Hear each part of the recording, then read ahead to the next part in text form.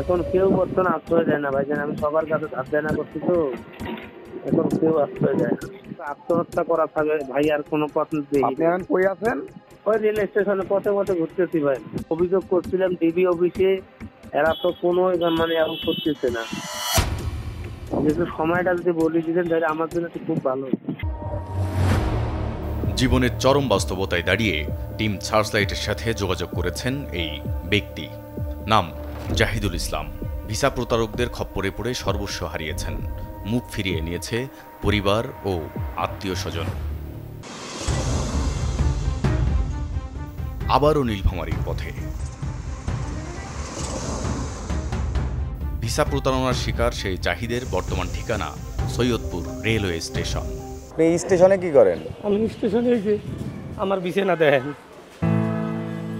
এইখানে থাকছেন কেন? আপনার ঘর বাড়িতে না যে? এখন ফ্যামিলি কোনো খোঁজ খবর রাখে না। আমার টাকাটা তো উদ্ধার করা লাগবে। আজকে আমি 15 দিন থেকে এই নীলফামারীতে ঘুরতেছি, সবার দ্বারস্থ হচ্ছি, কেউ ঠিক মতন আমার আশা দেয় না। এইখানে কি করেন আপনি? কি নীলফামারীতে কি করেন? এখানে আছে বাড়ি, এখানে আছে নীলফামারী কিশোরগঞ্জ। কার বাড়ি? ওই ছেলের বাড়ি। যে টাকা নিছে? জি। ওর নাম কি? ওর নাম হলো ডিসপ্লে। চলেন, কার কাছে দিয়েছেন সেই লোকটার কাছে যাব।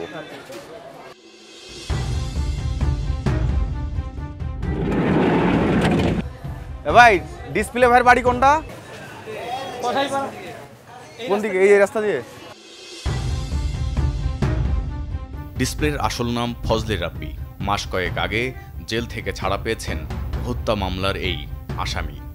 জাহিদ যে ফোন নম্বরে কথা বলে লাখ লাখ টাকা খুইয়েছেন, সেই নাম্বারের মালিক ফজলে রাব্বি ওরফে ডিসপ্লে। বড় ভাই, আসসালামু আলাইকুম। এই যে লোকটাকে চিনেন? জি, আমার নাম জাহিদুল ভাই। আপনি? আচ্ছা, আপনার এই মোবাইল বের করেন, ওই নাম্বারে কল দেন। ভাই, ফোনটা কই? আছে, আমার ফোন আছে। হ্যাঁ, ফোনটা একটু নিয়ে আসেন না।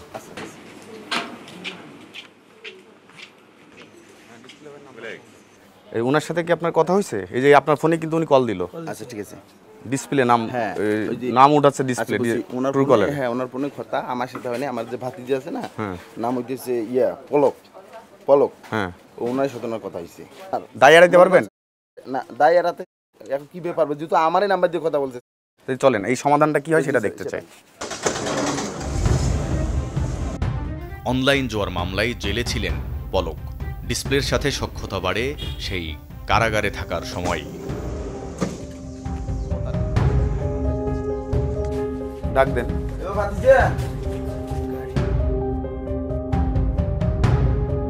না, অনেকক্ষণ ধরে আমরা ট্রাই করছি, আপনি দেখছেন। চার নাম্বারে যে কথা বলছিলে, আমার 32 সিম দিয়ে। আমি কেন কথা বলি নাম্বার? আরে বাবাটা, তুমিই তো কথা বলছো। আমি তো তোমাকে বললাম যে কার নাম্বার, তুমি বলছো শাশুড়ি আমার। কবে কথা বলি? কোনো অভিযোগই গায়ে মাখলেন না পলক। ডিসপ্লে তার ফোনে প্রমাণ দেখানোর পরও আত্মবিশ্বাসের কোনো ঘাটতি দেখা গেল না তার।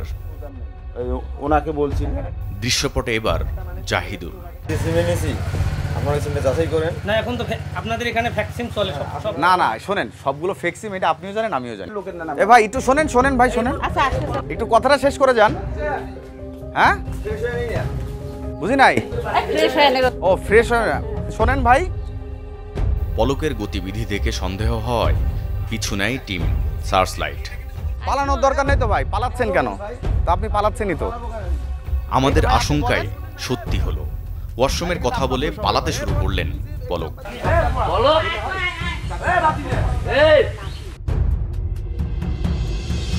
তাহলে উনার এই যে 16,90,000 টাকা দায় এখন কে নিবে? উনি নেবে স্যার। আমরা তো গরিব মানুষ স্যার। কিন্তু আসলে কি উনি নিবে? উনি হয়তো নিতে চান না বলেই আমাদের সাথে কথা না বলে উনি ওনার সটকে পড়লেন ওনার বাড়ি থেকে, নিজের বাড়ি থেকে। ওনার সাথে কথা বলার জন্য অনেকক্ষণ ট্রাই করছিলাম আমরা, কিন্তু কোনোভাবেই পারছিলাম না। সর্বশেষ উনি পালিয়ে গেলেন।